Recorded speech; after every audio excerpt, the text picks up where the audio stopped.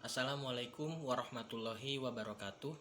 Nama saya Ahmad Tubaidi, Prodi PBA, NIM 2209602168. Baik, di sini saya akan mempresentasikan materi dari mata kuliah pengantar studi Islam yang bertemakan beberapa pendekatan-pendekatan dalam studi Islam. Dalam materi ini terdapat 7 pembahasan, yaitu yang pertama pendekatan teologis, yang kedua pendekatan antropologis, yang ketiga pendekatan sosiologis, yang keempat pendekatan filosofis, yang kelima pendekatan sejarah, yang keenam pendekatan kebudayaan, dan yang ketujuh pendekatan psikologi. Dimulai dari materi yang pertama, yaitu pendekatan teologis. Dalam Islam, teologi dikenal dengan istilah ilmu kalam yang telah tumbuh lebih dahulu daripada filsafat di dunia Islam. Teologis adalah pendekatan yang normatif dan subjektif terhadap agama. Pada umumnya, pendekatan ini dilakukan dari dan oleh penganut suatu agama Islam dalam usahanya menyelidiki agama lain. Pendekatan ini dapat pula disebut pendekatan atau metode tekstual atau pendekatan kitabi. Berkenaan dengan hal tersebut, saat ini muncul istilah teologi masa kritis, yaitu usaha manusia untuk memahami penghayatan imannya atau penghayatan agamanya. Penafsiran atas sumber-sumber aslinya dan tradisinya dalam konteks permasalahan masa kini, yaitu teologi yang bergerak antara dua kutub, yaitu teks dan situasi, dan juga masa lampau dan masa kini. Hal tersebut harus ada dalam setiap agama meskipun dalam bentuk dan fungsi yang berbeda-beda. Arogansi teologis memandang agama lain sebagai sesat, sehingga harus dilakukan pertobatan.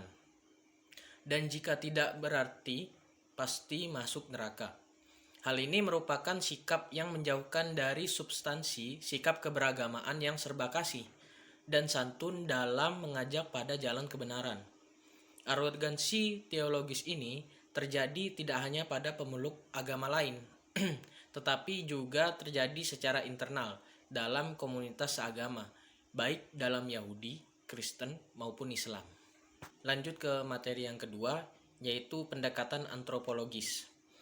Secara bahasa, kata antropologi berasal dari bahasa Yunani, yaitu anthropos yang artinya manusia, dan juga logos yang artinya ilmu.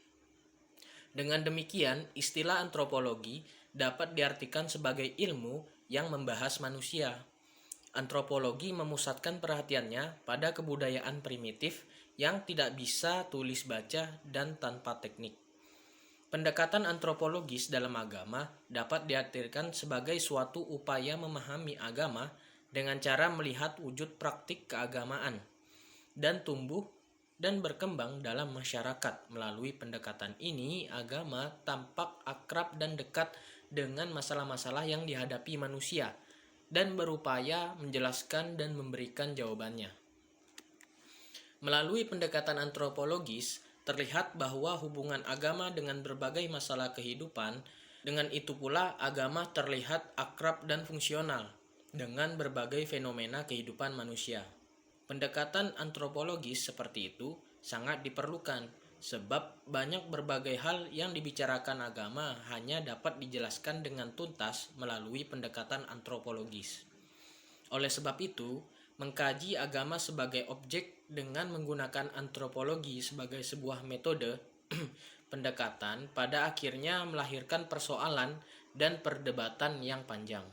Lanjut ke yang ketiga, pendekatan sosiologis. Secara etimologi, kata sosiologi berasal dari bahasa Latin, yaitu socius, yang mengandung arti teman, dan logos yang berarti ilmu. Dengan demikian, sosiologi mengandung arti ilmu yang berbicara tentang manusia yang berteman atau bermasyarakat.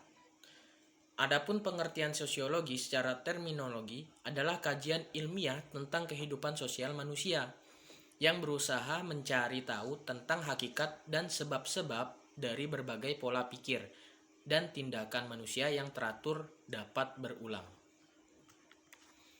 Kajian terhadap agama melalui pendekatan sosiologi ini melahirkan beberapa metodologi pemahaman terhadap ajaran Islam Di antaranya metode yang dikembangkan oleh Ibnu Khaldun sehingga melahirkan karya yang sangat monumental, yaitu Muqaddimah Ibnu Khaldun. Kajian monumental lainnya muncul dalam bidang fikih. Abu Hanifah di Baghdad adalah orang yang sangat terkenal dengan istinbat hukum yang bervariasi karena pengaruh keadaan sosial, masyarakat yang homogen, dan faktor lainnya. Selain itu ada Imam Maliki, Imam Syafi'i, dan juga Imam Ahmad bin Hambali. Dalam perkembangan Islam yang berkaitan dengan ilmu-ilmu kemasyarakatan, kita akan dapat melihat berbagai karya monumental yang masih tetap berpengaruh hingga saat ini. Karya-karya tersebut bertujuan menjelaskan Islam dengan pemahaman yang lebih mendalam, humanis, dan universal. Sumbangan karya tersebut antara lain karya para perawi hadis seperti Bukhari dan Muslim. Metode seleksi mereka terhadap reputasi sosial mata rantai hadis dipandang sebagai kajian yang dilakukan dengan pendekatan sosiologis. Lanjut ke materi keempat, yaitu pendekatan filosofis. Secara etimologis, kata filsafat berasal dari bahasa Yunani, yaitu philos dan sophia, yang mengandung arti cinta pada pengetahuan, kebijaksanaan, kebenaran, dan hikmah. Filsafat dapat pula berarti mencari hakikat sesuatu, berusaha menautkan sebab dan akibat, serta berusaha menafsirkan pengalaman manusia. Pengertian filsafat secara terminologi adalah pengetahuan dan penyelidikan dengan akal budi mengenai sebab-sebab, asas-asas, hukum, dan sebagainya terhadap segala yang ada di dalam semesta ataupun mengenai kebenaran dan arti adanya sesuatu. Mengenai keterkaitan antara filsafat dan agama, kita dapat mengidentifikasikan 4 posisi utama, yaitu 1. Filsafat sebagai agama, yang kedua, filsafat sebagai pelayan agama, yang ketiga, filsafat sebagai yang membuat ruang keimanan, yang keempat, filsafat sebagai suatu perangkat analitis bagi agama. Lanjut ke materi yang kelima, yaitu pendekatan sejarah. Secara etimologis, kata sejarah berasal dari bahasa Arab, yaitu syajarotun, yang berarti pohon. Pengambilan istilah ini berkaitan dengan kenyataan. Sejarah dalam pandangan orang pertama menggunakan kata ini menyangkut syajarot an-nasab, pohon genealogis yang pada masa sekarang disebut sejarah keluarga, family history. Adapun pendekatan sejarah adalah ilmu yang membahas berbagai peristiwa dengan memperhatikan unsur tempat, waktu, objek, latar belakang, dan pelaku peristiwa yang telah terjadi. Melalui pendekatan ini, seluruh peristiwa yang telah terjadi dapat dilacak dengan melihat waktu terjadinya peristiwa itu, tempat, penyebab, dan orang-orang yang terlibat dalam peristiwa tersebut. Kajian agama dengan menggunakan pendekatan kesejarahan ini sangat diperlukan karena agama turun dalam situasi yang konkret, bahkan berkaitan dengan kondisi sosial kemasyarakatan. Lanjut kepada materi yang ke-6, pendekatan kebudayaan. Kebudayaan adalah hasil daya cipta manusia dengan menggunakan dan mengerahkan segenap potensi batin yang dimilikinya. Dalam kebudayaan tersebut terdapat pengetahuan, keyakinan, seni, moral, adat istiadat, dan sebagainya. Kebudayaan setiap bangsa atau masyarakat terdiri atas unsur-unsur besar dan unsur-unsur kecil yang merupakan bagian dari satu keutuhan yang tidak dapat dipisahkan. Unsur-unsur kebudayaan yang terdapat di masyarakat tersebut dapat pula digunakan untuk memahami yang terdapat pada daratan agama yang akan tampil dalam bentuk formal yang menggejala di masyarakat.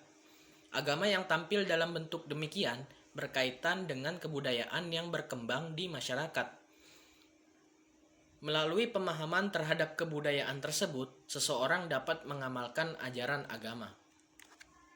Lanjut kepada materi yang ke-7, yaitu pendekatan psikologi. Pada abad ke-20 muncul pendekatan baru untuk menjelaskan agama dari segi ilmu pengetahuan, yaitu pendekatan psikologi. Pendekatan ini merupakan usaha untuk memperoleh sisi ilmiah dari aspek-aspek batin pengalaman keagamaan.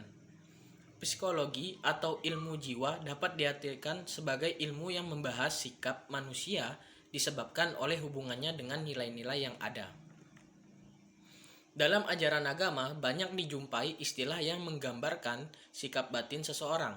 Misalnya, sikap beriman dan bertakwa kepada Allah sebagai orang yang soleh, orang yang berbuat baik, orang yang sidik atau jujur, dan sebagainya. Semua itu adalah gejala-gejala kejiwaan yang berkaitan dengan agama. Dengan ilmu jiwa ini seseorang akan mengetahui tingkat keagamaan yang dihayati, dipahami, dan diamalkan seseorang, serta dapat menggunakannya sebagai alat untuk memasukkan agama ke dalam jiwa seseorang sesuai dengan tingkatan usianya. Dengan ilmu ini, agama akan menemukan cara yang tepat dan cocok untuk menanamkannya. Inti dari seluruh uraian pendekatan-pendekatan tersebut ialah menggambarkan bahwa agama dapat dipahami melalui berbagai pendekatan. Apapun pendekatan yang dipakai akan mengantarkan seseorang pada hakikat agama, selama digunakan secara objektif dan memiliki motif mencari hakikatnya. Seseorang dapat menggunakan pendekatan manapun sesuai dengan kemampuannya. Dengan kata lain, siapapun dapat mengenal hakikat agama meskipun pendekatan yang digunakannya berbeda dengan yang digunakan orang lain. Sekian dari saya. Mohon maaf jika ada salah dalam pengucapan. Wassalamualaikum warahmatullahi wabarakatuh.